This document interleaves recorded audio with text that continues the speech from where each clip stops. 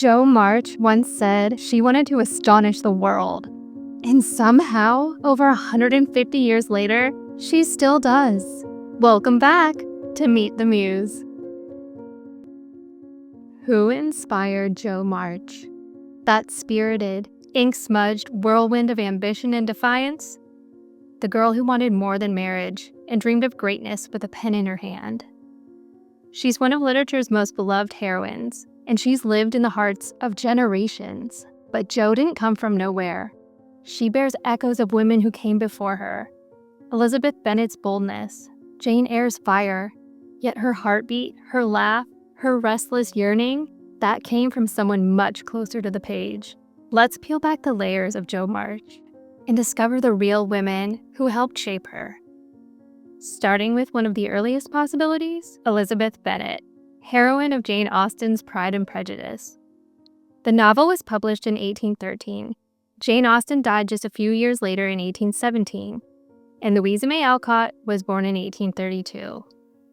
We have no record that Alcott read Austen, and she never mentioned her by name. But given the enduring popularity of Pride and Prejudice in the decades following its publication, it's very likely Austen's influence was part of the literary air Alcott breathed. And the similarities between Jo and Elizabeth are striking. Both are outspoken, witty, intelligent. Both come from a house full of sisters, and both confront societal expectations with a fierce independence.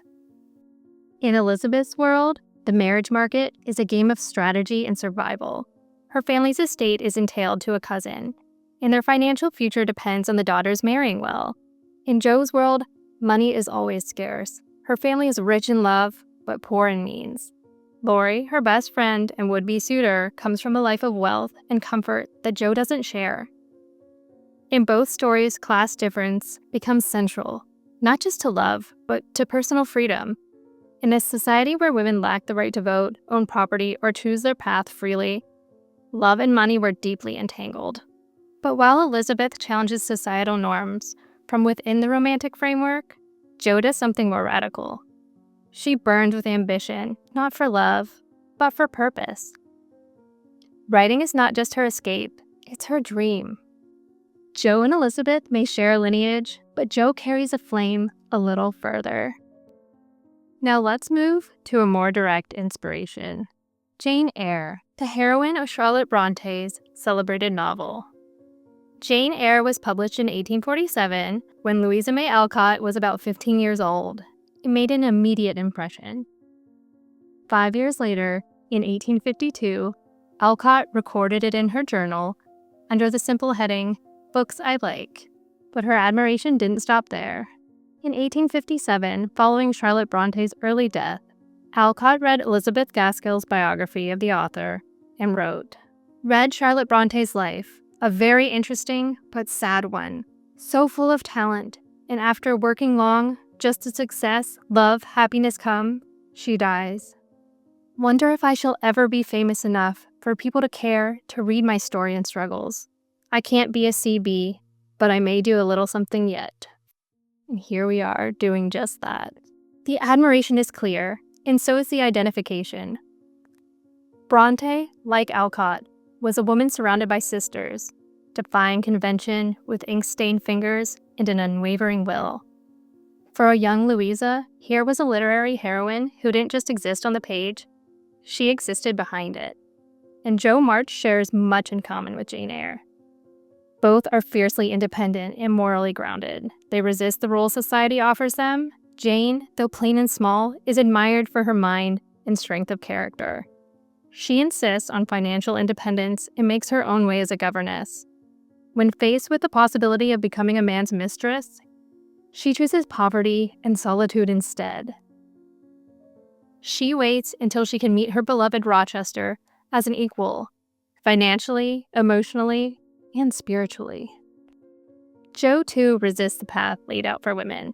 She sells her hair to help support her family, rejects the idea of marrying for security, and fights for a life built on her own terms. And while Jane comes from a loveless childhood and Jo from a warm, if chaotic one, both know what it's like to feel out of place in a world that tells them to sit down, be quiet, and behave. Perhaps Alcott saw herself in both the character of Jane and the woman behind her. A young writer from a complicated family, a girl with ambition and a yearning to be heard. What's especially telling is that these novels, Pride and Prejudice, Jane Eyre, Little Women, all grapple with the same question.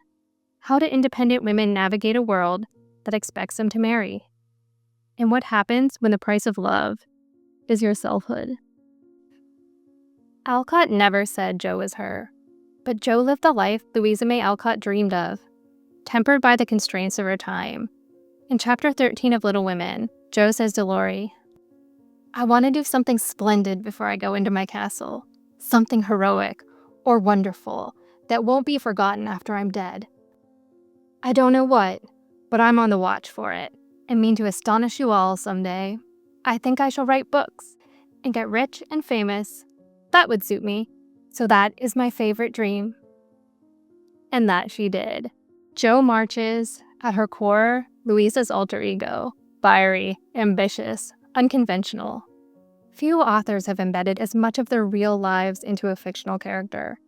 And perhaps because Alcott didn't originally want to write Little Women, a suggestion from her publisher, she didn't take it too seriously at first. Maybe the mask slipped. Maybe Jo's declarations were less invention than confession. Let's meet the real Jo March. Jo, short for Josephine, Louisa, affectionately known as Lou or Louie. Louisa was born into a family of idealists and reformers. Her father, Amos Brontë Alcott, was a transcendentalist, philosopher, and educator who founded several experimental schools. He surrounded their household with towering thinkers like Ralph Waldo Emerson, Henry David Thoreau, and Margaret Fuller. It was a household bursting with ideas and burdened by instability. Bronson's ideals often kept the family in poverty, dependent on the generosity of friends and frequently on the move. Louisa inherited her father's lofty dreams, but also bore the brunt of their consequences. She was the second of 4 daughters, raised in a progressive, feminist, abolitionist household. But she was also the wild one, the one with Jo's temper, high spirits, and restless creativity. In Little Women, Jo is adored for her spirit, but Louisa didn't always enjoy the same affection. Her childhood was difficult. She clashed with her father, often struggled with her role as daughter and provider, and chafed at the limited options available to her as a woman. Little Women, in many ways, is a rewritten version of her life, one in which she is loved not in spite of her nature, but because of it. The novel became an instant success, and it's not hard to see why. Girls and women recognize themselves in Jo, not just the readers of 1868, but across generations. Her fictional world drew heavily from real life. Her sisters, Anna, Elizabeth, and Abigail May, became Meg, Beth, and Amy. Their childhood plays and performances were real. Beth truly died after a long illness. Amy really did study art in Europe. Jo's attic was Louisa's, and the march home was their own family home in Concord. But Little Women wasn't just autobiography. It was idealized autobiography. The stern, emotionally complex Mr. Alcott becomes the serene and distant Mr. March. The tensions are softened. The hardships, while present, are laced with hope. She gave her sisters a kind of immortality. In the pages of Little Women, they'll forever perform their plays, walk hand in hand, and speak with the affection time could not erase. But Louisa didn't just write about family devotion. She lived it. When her sister Anna's husband John passed away, Louisa helped raise her 2 nephews and supported the family financially. Years later, when her youngest sister May died shortly after childbirth, she left her newborn daughter, Louisa, Lulu, not to her husband, but to her sister Louisa. Alcott stepped in without hesitation. She raised Lulu, cared for both her aging parents, and never let her fame or ambition take her too far from those she loved. Jo March may have written her way to independence, but Louisa earned hers, and then used it to hold her family together. Let's talk about love, or rather, its rejection. By the end of Little Women's first volume, readers had fallen in love with Jo and Laurie's friendship.